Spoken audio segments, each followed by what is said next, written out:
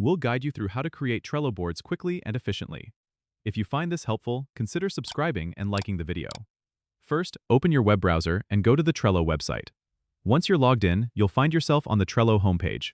Look for the Create New Board button, which is usually located on the left side of the screen within your workspace view or in the upper middle of your screen. Click on it and a pop-up window will appear asking for your board's details. Here, you need to enter a name for your board. Make it descriptive and relevant to the project or task you're planning to manage. You can also choose a background color or image to keep your board visually organized. Once you've filled out these details, click the Create button and your new board will appear on the screen. Now, you're ready to add lists to your board.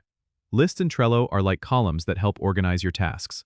To add a list, click on the Add a List button on your new board. Give your list a name that represents the task stage or category, like To Do or In Progress. After naming your list, press Enter and your list will be created. You can continue to add as many lists as you need. Next, you can start adding cards to these lists.